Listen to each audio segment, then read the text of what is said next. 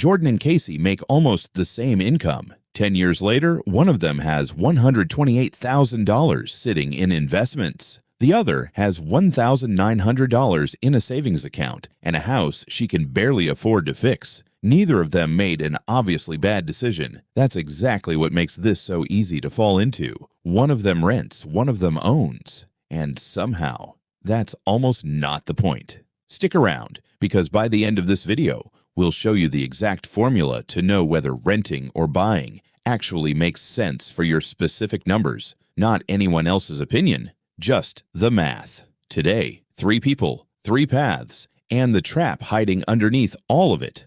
Let's start with Jordan. Jordan is 31, works in marketing, makes $70,000 a year. She's rented her whole adult life and has zero interest in buying anytime soon. Her reasoning is honestly pretty common. Renting is just throwing money away anyway, so why stress about saving on top of it? Her apartment is $2,100 a month. Nice, walkable, close to everything. On her income, that's 44% of her take-home pay. Whatever's left after rent and everyday spending mostly just stays in checking. There's no real plan for it. She's not reckless. She pays every bill on time, never carries credit card debt. She's just never once opened an investment account.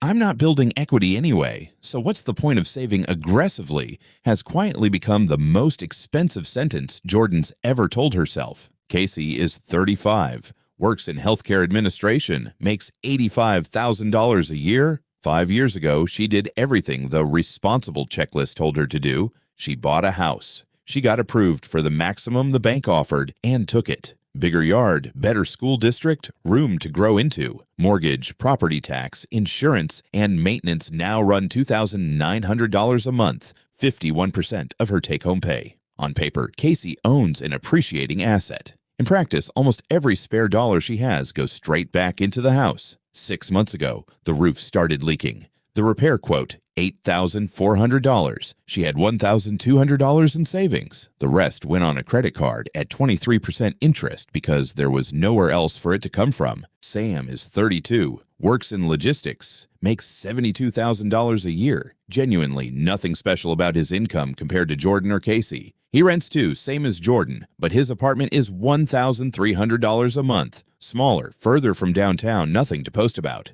The difference between his rent and Jordan's, $800 a month. Sam automatically invests every bit of it. He's not depriving himself. He just picked the unremarkable apartment on purpose and never looked back. Let's fast forward. 10 years of renting, 10 years of that same why bother saving mindset. Jordan's still renting, now $2,600 a month after a decade of normal increases. Still no investment account. Total savings after 10 years of steady work, about $1,900. Not because she earned poorly, because none of that income ever had anywhere specific to go. Now Casey, 10 years of mortgage payments, maintenance, and the occasional $8,000 surprise. Her house, bought for $320,000, is now worth around $410,000 on paper, but she still owes $260,000 on the mortgage. Her actual equity, about $150,000, and almost none of it is spendable without selling or borrowing against the house. Liquid savings and investments outside the house, after 10 years, about $3,400. She's wealthier on paper than Jordan. She's also had 2 separate years where a single repair bill put her into debt. Now Sam, same unglamorous apartment, same $700 a month invested, on autopilot for 10 straight years. $700 a month invested consistently, averaging 8% a year, compounds to roughly $128,000. Fully liquid, no roof to worry about, no mortgage, available the moment he needs it or wants to use it for a down payment of his own. Same income bracket as Jordan and Casey, a completely different financial position than either of them. So here's the question worth actually asking. Was the problem that Jordan rented or that Casey bought? Neither. Jordan and Sam both rent. One has $1,900. The other has $128,000. The actual dividing line was never rent versus buy. It was what percentage of income went to housing and what happened to the rest. Jordan spent 44% of her take-home pay on housing and invested nothing. Casey spent 51% and had almost nothing left for anything else, including emergencies. Sam spent 27%. The other 73% of his paycheck had somewhere to go every single month. Rent versus buy is the debate everyone has online. Percentage of income versus everything else is the debate that actually decides how this turns out. The trap isn't renting. The trap isn't buying. The trap is spending whatever the bank or the landlord will let you spend and calling that affording it. So here's what we promised at the start. The actual formula for knowing whether renting or buying makes sense for you. Rule 1. Total housing costs, rent or mortgage plus everything, should land somewhere around 25 to 30% of your take-home pay, not the maximum you're approved for. Rule 2. If you buy, keep 3 to 6 months of expenses and a separate repair fund, liquid, outside the house, because the roof will eventually need it. Rule 3. Whatever the gap is between what you could spend on housing and what you actually spend, invest it automatically, on purpose, immediately.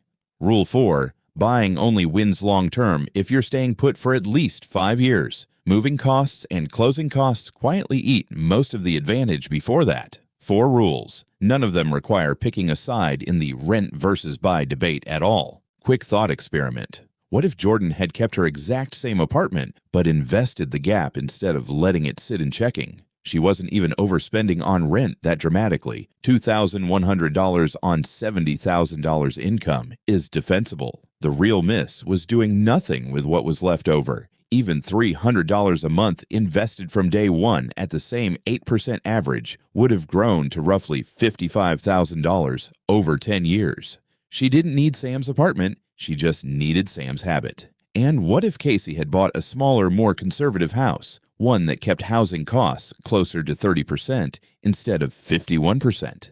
Same appreciation rate, smaller mortgage, and a repair fund actually in place. That $8,400 roof becomes an inconvenience instead of a debt spiral. Casey didn't need to avoid buying. She needed to buy less house than the bank was willing to hand her. To be fair to home ownership, buying within your means is often still the stronger long-term move for one specific reason.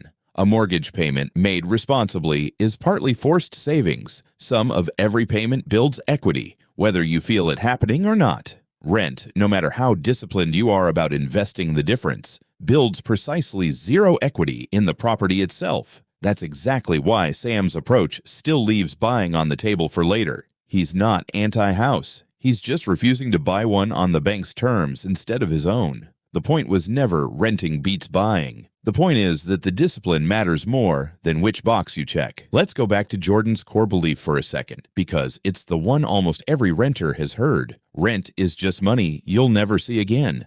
Here's the problem with that frame. A mortgage payment also loses money you'll never see again. It's just hidden inside the payment as interest, taxes, insurance, and maintenance. In the early years of most mortgages, the equity slice is small. Most of the payment is interest, which is just as gone as rent is. The honest comparison was never rent equals 0% kept, mortgage equals 100% kept. It's closer to rent equals 0% kept, mortgage equals maybe 15 to 25% kept, depending on the year. That's still meaningfully better than renting. It's just nowhere near the 100% building wealth story the internet tells. And it cuts both ways. It means Jordan's rent wasn't quite the total waste she assumed either, because the actual crime wasn't renting. It was doing nothing with the gap. One more piece worth understanding. Why did the bank approve Casey for a payment that ate 51% of her take-home pay in the first place? Mortgage approvals are usually based on your income before taxes, and they don't know about your car payment, your groceries, your kids' activities, or your habit of eating out on Fridays. The bank's incentive is simple. They make money whether or not the payment comfortably fits your life. Comfortable is your job to calculate, not theirs. How much house can I afford? And how much house will the bank let me buy are two completely different questions, answered by two very different people with two very different interests. A quick self-check before we wrap up. A few signs you might already be halfway into one of these two traps. Renter trap, sign 1. You've said the words, "I'm not building equity anyway," as a reason not to save or invest. Renter trap, sign 2. You genuinely don't know what percentage of your income goes to rent. You just know it feels fine. Buyer trap sign 1. You took the maximum the bank approved you for. Instead of a number, you picked yourself first. Buyer trap sign 2.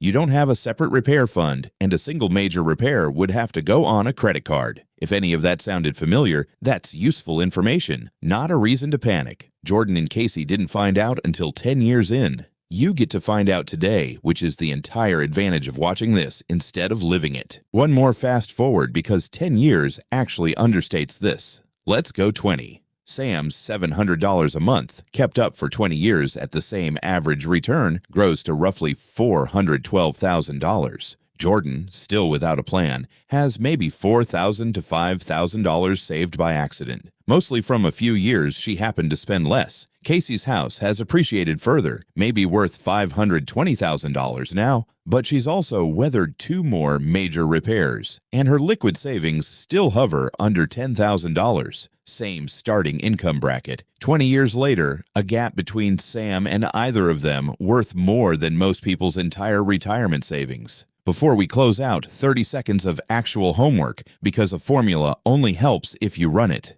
Take your take-home pay, multiply it by 0.30, that's roughly your housing ceiling, rent or mortgage plus taxes, insurance, and maintenance combined. If what you're currently paying is higher than that number, you're not necessarily in trouble, but you now know exactly how much room you've given up. If it's lower, that gap is exactly what Sam did with his $700 a month. Now you know what yours could be doing instead. So, 3 people, 3 housing situations, and 1 pattern hiding underneath all of them. Rent versus buy makes for a great argument online. Percentage of income versus everything else is the argument that actually determines your net worth. You don't need to win the internet's debate. You need your housing number to leave room for the other number, the one that actually compounds. Whichever you choose, rent or buy, keep it boring, keep it below the maximum, and automate the difference. If this helped, hit subscribe. We break down one money trap like this every week.